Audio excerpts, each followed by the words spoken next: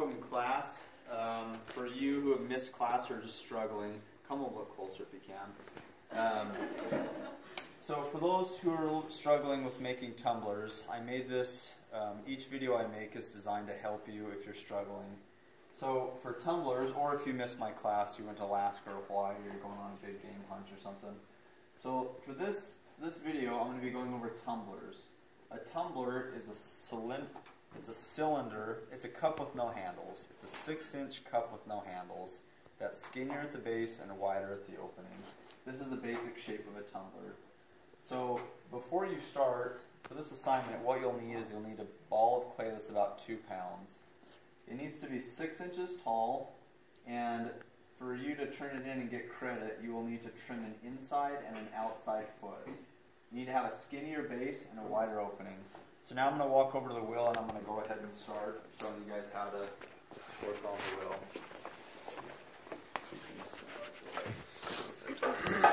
Okay, so the first thing you need to do, come closer, Eric. Very good. Okay, so the first thing you're going to do is you're going to take your finger, get it wet, and just go over the wheel head and make sure the wheel head is damp.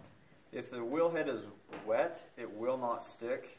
The clay will not stick to the wheel head, and if the wheel head is dry, it won't stick. It needs to be damp.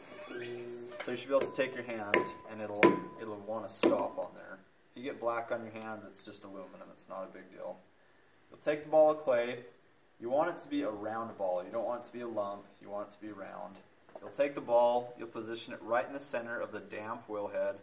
You'll pick it up, and you'll put it down really hard.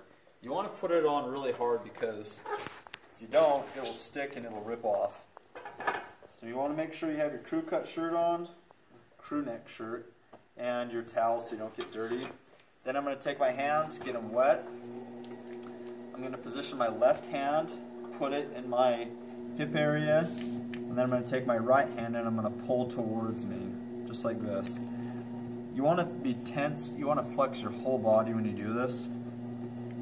You want to pull it up very gently, and you want to have lots of water on your hands. If you don't have enough water on your hands, your hand will grip the clay and it will rip off the wheel head and you'll have to start over. So once you get a cone, you get your hands wet again, you'll take your left hand like you're going to shake someone else's left hand. You'll position that right at the top of the cone, and then you're going to take your right hand, make a fist, and push down. Once you get to this step, and you flattened out the top of the clay, you'll take your left hand again, you'll fold your thumb over just like this. If your thumb is not being pushed over, then it's going to be really difficult. Your left hand will be doing 90% of the work, your right hand is only going to do about 10% of the work. So what I'm going to do is I'm going to get the clay wet, push down with my left hand, and then I'm going to take my right hand, and that's also going to be pushing against my left hand for support. My right hand, this hand, is going to be keeping the clay flat, while my left hand is being pushed down to help center the clay. So this is what it looks like. I'm going to push down, I'm going to hold the clay until it stops moving, and then I'm very gently going to take my hand off the lump of clay after it's centered. Now the way you can know if a piece of clay is centered is if you put the water on the clay and then you close your eyes and you put your hand over it. If it feels like there's lumps or it's moving, that's not a good sign. You'll need to apply more pressure.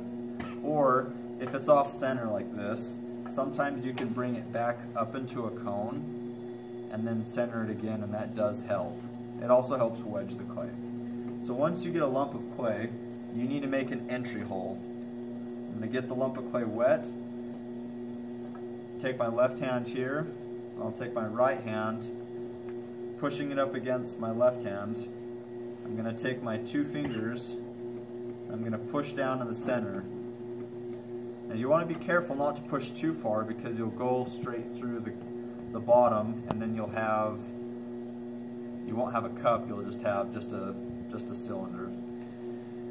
So what I'm going to do is I'm going to push down, and then when I think I'm close to being 1/4 of an inch from the bottom, that's how thick your bottom should be, I'm going to take a needle, and what I'm going to do is I'm going to hold it just like this, push in the center, and then pull up. And that's how you can measure. If you don't know what a 1/4 of an inch is, you can put it on a ruler. You can say, okay, that looks about a 1/4 of an inch. Once you have a 1/4 of an inch bottom, I'm going to take my finger and I'm just going to take it just like a tape, just like a record player. A record player goes across a record. I'm going to take my finger and I'm going to make sure that the bottom is flat. It should be about the width of your sponge. At this time, I'm going to take my hands and I'm going to constrict the clay. This is called constricting.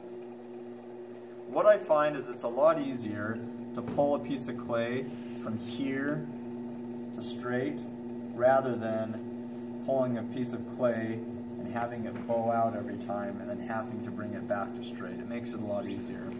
So before I start my pull, I'm going to compress the rim. Compressing the rim is done when you take your fingers, you grab the rim, and then you take your right hand and you push down with your sponge. And what that does is that makes sure that the rim is nice and straight. At this time, I'm going to take my left hand, put my fingers on the inside, take my right hand on the outside, and I'm going to gently squeeze together, or rather than squeezing, I'm going to lock my fingers in place.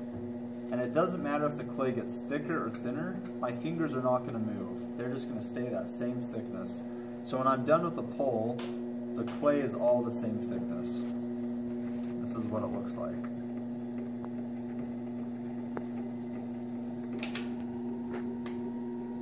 Okay. After every pull, I compress the rim.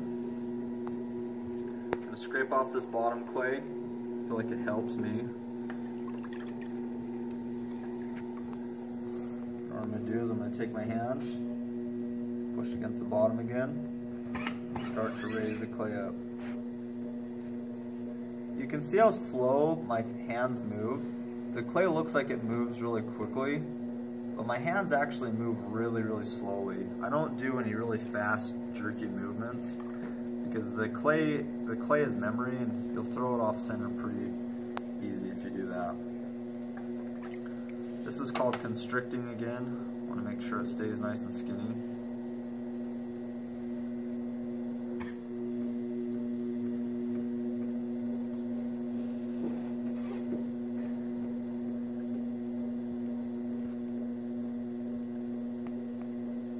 It's going to be a big old cup.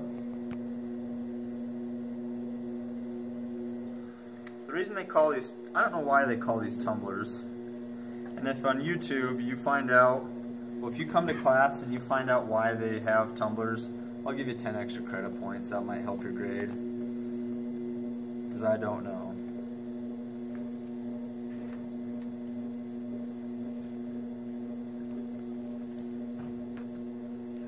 So once you get the basic shape that you want, what I like to do is I like to take my metal rib. I like to take my left hand, put it on the inside. I make sure my hand is wet when I go in, so it doesn't, the clay slicks around my hand rather than grabs it and tears it. I'll take my right hand and I'll take the metal rib and I'll push against the bottom or the base. And all I'm going to do right now is scrape off the clay on the outside.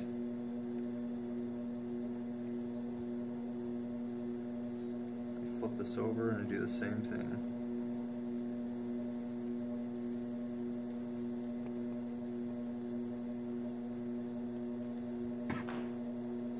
Once you're done, so that's the basic shape of a tumbler. Once I'm done, what I'm going to do is I'm going to take all the water off the top of the rim and I'm going to compress the rim. Means I squeeze it just a little bit and then I apply a little bit of pressure from the top. Once that's done, I'm going to get all the water out of the bottom of my pot. If you don't get the water out of the bottom of your pot, it will crack the bottom when it dries because it'll dry unevenly. Oh man. You guys are probably laughing right now at me.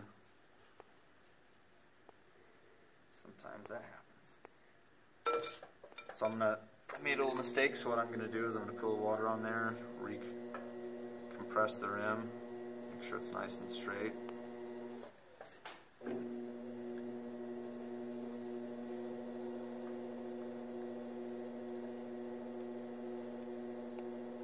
Okay, so there's the basic shape that I want. It's not the perfect shape that I want, but it's close enough. Now if you want your pot to be super smooth on the top, if you just take a piece of plastic off a trash bag and you put it on top, it'll make it really nice and smooth. Once you are all done, you'll take your hands, you'll get them clean. I like taking my wooden knife, scraping off some of the bottom. Just makes it easier when I take it off. Then I'll take my hands, get them as clean as I can, some water, wash them off.